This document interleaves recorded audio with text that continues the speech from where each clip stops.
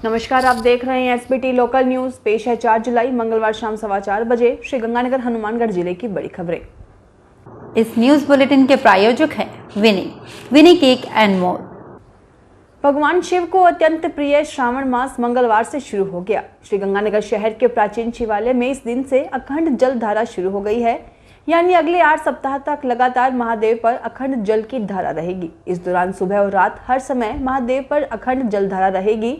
इस व्यवस्था को संभालने के लिए प्राचीन शिवालय के सेवादार लगातार ड्यूटी देंगे। प्रत्येक सावन में होने वाला यह क्रम इस बार भी शुरू कर दिया गया है। यहाँ स्थापित शिवलिंग पर मंगलवार को सुबह से श्रद्धालु जलाभिषेक करने के लिए पहुंचे।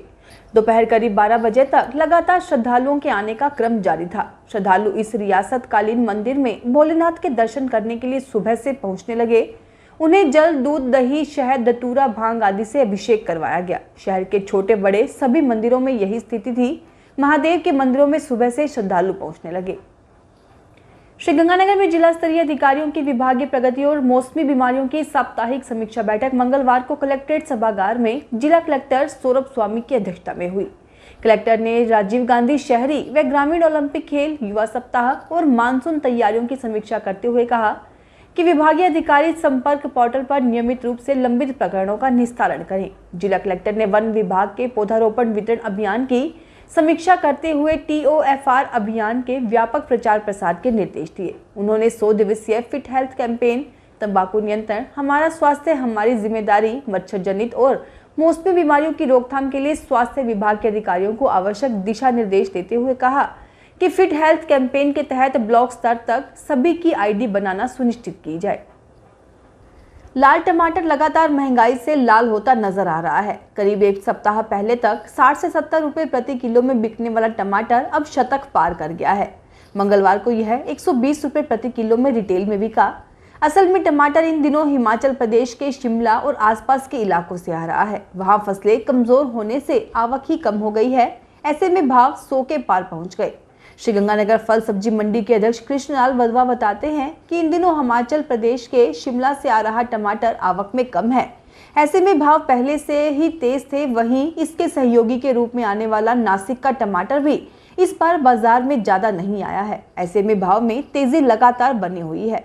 उन्होंने बताया कि मंगलवार को टमाटर के भाव थोक में 90 से 95 रुपए प्रति किलो रहे। ऐसे में रिटेल भाव 110 रुपए से 120 रुपए प्रति किलो के बीच बने रहने की संभावना है। पिछले करीब 1.5 माह से समर वेकेशन के चलते श्रीगंगानगर से चलने वाली अधिकांश ट्रेनों में वेटिंग की स्थिति थी। अब छुट्टियां खत्म होने के बाद इसमें कुछ बदलाव आया है। श्रीगंगानगर से हरिद्वार, दिल्ली, अंबाला, कोचुवेली और अन्य प्रमुख शहरों को जाने वाली ट्रेनों में सीट उपलब्ध होने लगी है। पिछले कुछ दिन तक तो आलम यह था कि लगभग प्रत्येक ट्रेन में वेटिंग ही मिल रही थी। अब छुट्टियां खत्म होने के साथ ही लोग अपनी दैनिक कामकाज में जुट गए हैं। इसके साथ ही रेलवे का यात्री भार भी सामान्य की तरफ बढ़ गया है।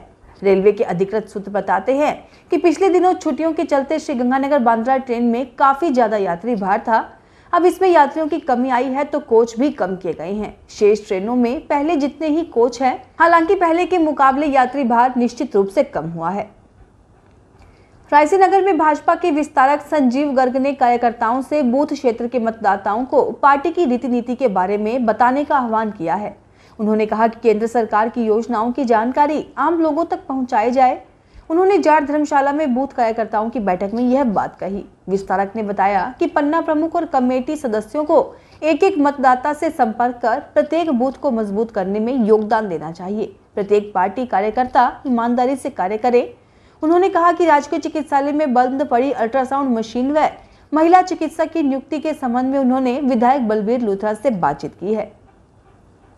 श्रीगंगानगर जिले में जिला रसद अधिकारी रह चुके राकेश सोनी के APO मामले की सुनवाई अब राजस्थान उच्च न्यायालय की जोधपुर पीठ में 6 जुलाई को होगी। यह मामला सुनवाई के लिए 3 जुलाई को सूचीबद्ध किया गया था, मगर नंबर नहीं आने के कारण सुनवाई नहीं हो पाई।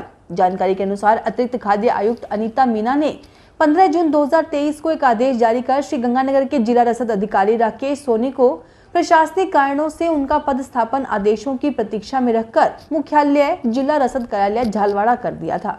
राकेश सोनी ने विभाग के इस आदेश को हाईकोर्ट में चुनौती देते हुए 22 जून 2023 को रिट याचिका दायर की। कोर्ट की सुनवाई के लिए यह मामला 3 जुलाई को सूचीबद्ध किया गया। श्रीगंगानगर में राजस्थान आशा सहयोगिनी चिकित्सा सेवा कर्मचारी संघ के प्रतिनिधियों ने आज जिला कलेक्टर को चिकित्सा एवं स्वास्थ्य मंत्री के नाम ज्ञापन देकर मांगे पूरी करने का आग्रह किया है। ज्ञापन में मांग रखी गई है कि 1 तारीख से 7 दिन तारीख तक आशा सहयोगिनी का सारा मानदेय व क्लेम फॉर्म के पैसे हर महीने जमा हो जाना चाहिए। आशा सहयोगिनी आंगनबाड़ी कर्मियों को भी नियमित किया जाए। श्रीगंगानगर के लॉयंस क्लब सेंट्रल सिटी की सत्र 2023-24 की नई टीम ने निकटवर्ती गांव कुंडालावाला की गौशाला में सेवा कर शुरुआत की है। सचिव तरुण सिंगला ने बताया कि इस मौके पर पूर्व रीजन चेयरमैन रमेश मित्तल, पूर्व चार्टर सचिव विक्रम शर्मा, कोषाध्यक्ष Nishu Bansal, lion Sanjay Bansal, region chairman lion Yogesh Leela, zone chairman Manoj Mangal आदि ने गायों की सेवा की। श्रीगंगानगर के सेतिया कॉलोनी स्थित श्री सिद्धिविनायक गणेश मंदिर में श्री गुरु पूर्णिमा के उपलक्ष्य में तीसरे दिन श्री बालाजी महाराज का पूजन कर श्री हनुमान चालीसा का पाठ धूमधाम से किया गया। प्रवक्ता मोहन सोनी कुकरा ने बताया कि श्री बजरंगबली महाराज की चौपाइयां गूंजती रही, प्रतिमा का सुंदर श्रृंगार किया गया। पुजारी लक्ष्मी नारायण मिश्र व शिव नारायण मिश्र ने विधि पूर्ण विशेष पूजा अर्चना करवाई। श्री दादाजी संकीर्तन मंडल, श्री गणेश महिला संकीर्तन मंडल ने देवी देवताओं की महिमा का गुणगान किया। श्रीगंगानगर में लॉयंस क्लब के जोन चेयरमैन मनोज गोयल मंगल को 24 कैरेट की गोल्ड लॉयन पिन से सम्मानित किया गया है। लॉयंस क्लब सनराइज द्वारा आयोजित समारोह में लॉयंस क्लब इंटरनेशनल के district cabinet secretary activity Pradeep Sherwala ने मंगल को वर्ष 2022-23 में अध्यक्ष के रूप में किए गए उत्कृष्ट सेवा कार्यों के लिए गोल्ड लॉयन पिन लगाकर सम्मानित किया। सादुल शहर में भाजपा विस्तारक आशुतोष विनायक ने बताया कि भाजपा सत्ता में आकर सुख भोगने वाली, एसी कमरों में बैठकर निर्देश देने वाली और फतवे जारी करने वाली पार्टी नहीं है। हमारा लक्ष्य एकात्म मानववाद और अंत्योदय जैसी विचारधारा को लेकर देशों में काम करना है। उन्होंने मेरा बूथ सबसे मजबूत कार्यक्रम के अंतर्गत भाजपा नगर मंडल के बूथ संख्या 145, 146, 151, 152, 153 व 154 की संयुक्त बैठक में यह बात कही। उन्होंने कहा कि हमारा भाव सिर्फ और सिर्फ देश के गांव, शहर, झुग्गी झोपड़ियों व ढाणिक में अंतिम छोर पर बैठे गरीब, शोषित, वंचित, पीड़ित नागरिकों का विकास करना है। जब तक उन तक सारी सुख सुविधाएं नहीं पहुंच जाएंगी, तब तक भाजपा का प्रत्येक कार्यकर्ता शांति से नहीं बैठ सकता। फिलहाल इस बुलेटिन में इतना ही, फिर हाजिर होंगे और बड़ी खबरों के साथ।